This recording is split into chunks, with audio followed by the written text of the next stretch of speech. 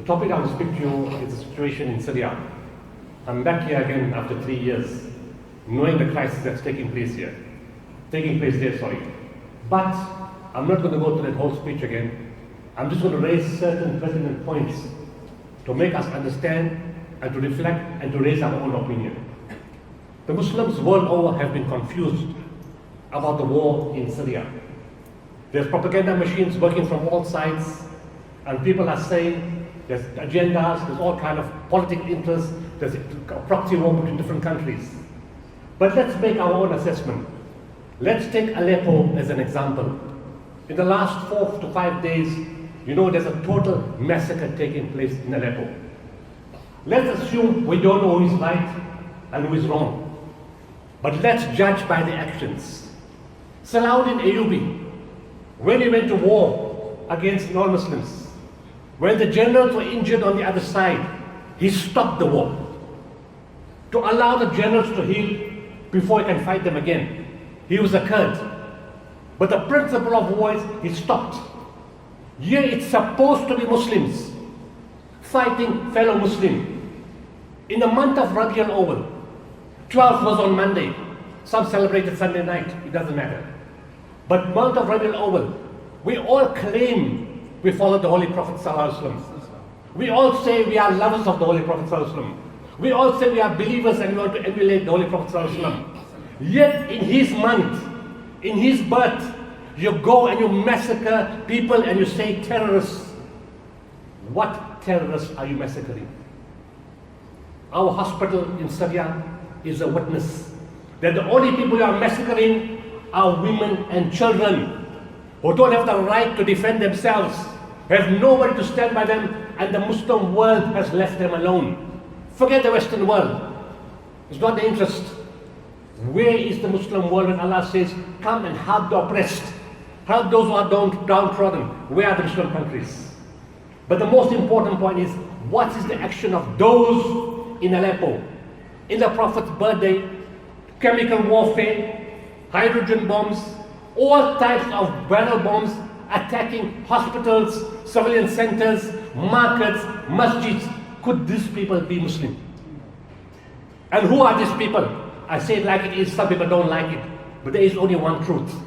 These people are Syria, Assad Syria and his Alawites, Hezbollah, Iran and Russia. These are the 4 categories of people attacking innocent people all over the country. We've seen it, we've witnessed it. Because doctors and staff from all over the different hospitals have come to our 2 hospitals with all types of injuries. Last night, the first patients came from Aleppo to our hospital. We'll send you the pictures soon. We already started sending the pictures out. We're not going to send you pictures of somebody else inside Aleppo. We're going to send you our own pictures from when they come to our hospital. Because that's the truth taken by us, by our teams. There's 200 of our staff in the hospital. And what did the people say? They say, this is a genocide in the month of Rabiul Awwal. We don't make the words. If one person says it, or 2 says it, or 3 says it, you are going to ask a lot of questions. But if everybody tells you the same things, the alarm bells are going on. They say, this is a genocide. They're using chemical weapons. They're using big bombs. They're attacking the hospitals. They're attacking the markets. They're attacking civilians. They're shooting women and children. They've cut all the supplies off. No water, no food, no medicines, no medical equipment can go inside. Women have killed themselves. And they said, oh Allah, forgive us. Suicide is better than to be raped. Others have killed themselves thinking that death is better than being captured. Orphans are kissing dead parents in the street. Women are crying as husbands are pulled away. These are not stories from a book. I've got no time for stories. This is the reality of what's happening in the ground. And those of us who keep saying Iran is right, I'm saying it bluntly. They say, you know what, are you defending Saudi? I'm not defending Saudi Arabia. I don't belong to Saudi Arabia. I have nothing to do with Saudi Arabia. I haven't even been to that country for the last 14 years. I'm telling you clearly, don't divert the discussion. Who is attacking civilians inside Syria? It is Iran. They claim to be members of the Islamic world. Which member of the Islamic world massacres women and children? Did you not learn from your own revolution? Who is running the war in Syria? The general that's running the war in Syria is Qasem Sooliman, the top general of the Indian army. If you say the others are terrorists, at least in the days of Rabiul Awwal, stop. Like Salahuddin Ayyubi, who comes from your own area, who comes from your region. Learn from history. But to attack women and children openly and massacre them, totally unacceptable. Brothers and sisters, I'm not going to take up your time. The Imam was very good to me, and the mosque committee was very good to me to give me this few minutes. But they need our help. People ask, what must we do? I'm not asking you to get morbid. I'm not asking you to sit in one corner and cry or wear black. That is not the teaching of the Holy Prophet ﷺ. The Prophet ﷺ has told us to be positive about everything. If Allah helps you, none can overcome you. If He forsakes you, who is there after that can help you? In Allah then, let believers put their trust. And as the Palestinians say, Hasbunallahu wa ni'mal wakeel. Over and over again for everything that goes right or everything that goes wrong. Because there is no wrong when you believe in Allah. So, don't put yourself in the corner. Enjoy your holiday.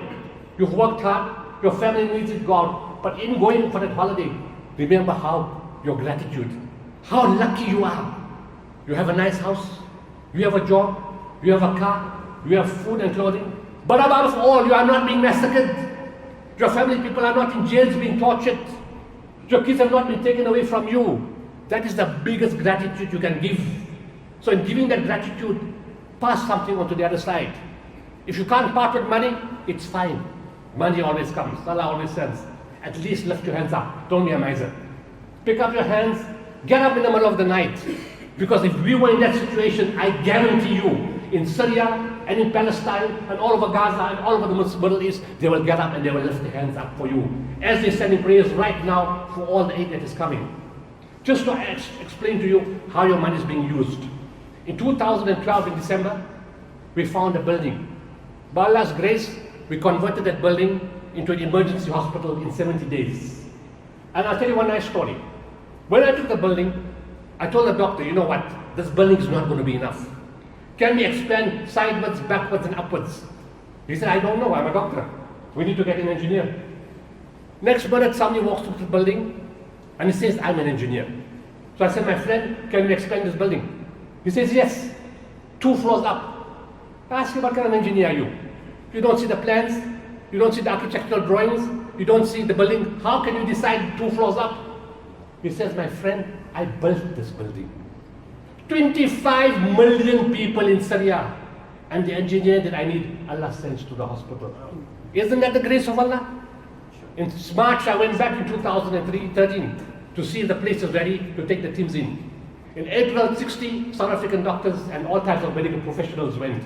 In 10 days, we saw 7,000 patients. We helped train the Syrians because who was the doctors?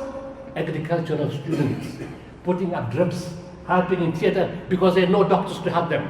So we helped train them and we said, okay, we're going to expand this hospital.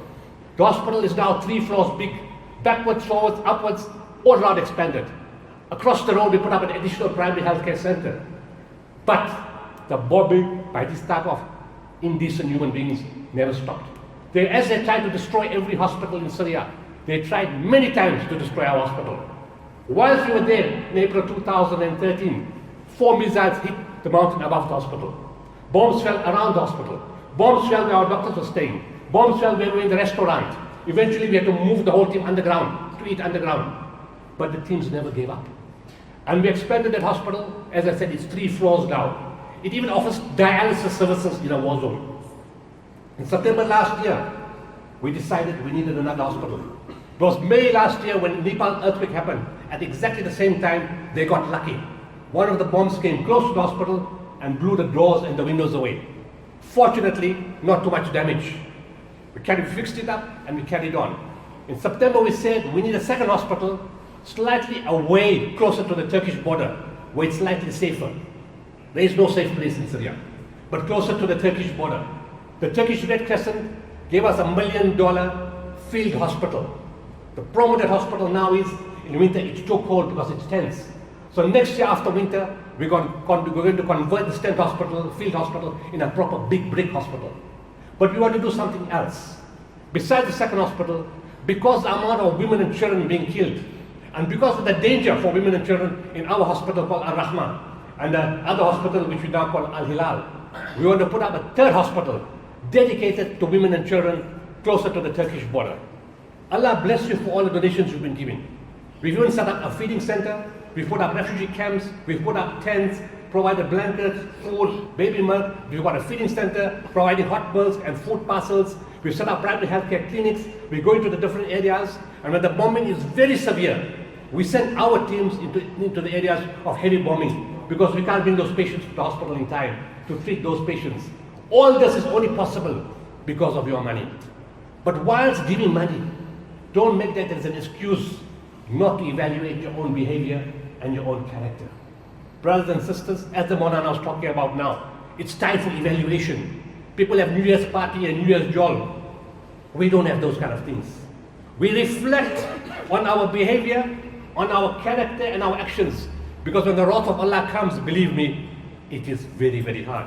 I'm not saying Allah is punishing the people of Syria. No man can make that judgment. Maybe Allah is testing them and has promised them the highest station in paradise for their suffering. We don't know. But we don't know who's being judged and who's being tested and who's being punished. But what we do know is we know our own actions and how we can correct that. Thank you very much for your time. They need a lot of help. They're pouring in from Aleppo. They're pouring in from all parts of Syria. There's a dedicated team of 200 medical personnel who can walk out of that hospital any day and get a top job in America, anywhere in Europe, anywhere in the world, for 50 times the salary that we are giving them. But they said, no, we don't want the money.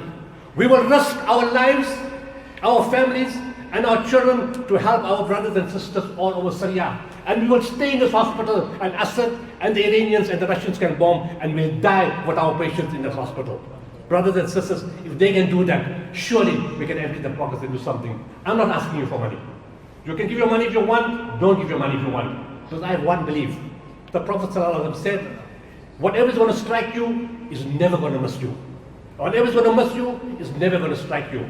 I can give the lectures all over the world. If I'm not supposed to get 1 cent, I'm not going to give 1 cent. If I sit still and give no lectures, if Allah was to give me $100 billion, He will give me $100 billion. That is faith.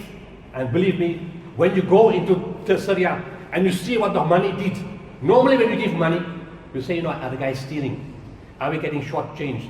Is money not going there? I'm trying to find out how come the money that we're giving is giving us more benefit than the money that we're giving. You can't understand it. It's like they're stealing money from somewhere else to help our projects. Because of your good hearts, because of your sincerity and how you feel. And when the people from all over the world came in the last minute, and they said, is this hospital built by Saudi Arabia? They said, no, it's not Saudi Arabia, it's South Africa. They said, it can't be South Africa. How can Africa do a thing like this? It is Arabia. Ours is the biggest operation inside Syria. In the whole of North Syria, we run the biggest medical facility and the biggest medical services.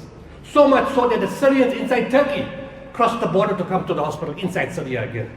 Because of your generosity, your good heart, and your dua. Don't forget to evaluate your own action. 31st December, what you're going to do? Evaluate your own action. Carry on doing the good deeds and pass on good behavior to your children, because we don't know what the future holds. Jazakallah. Assalamu alaikum wa rahmatullah.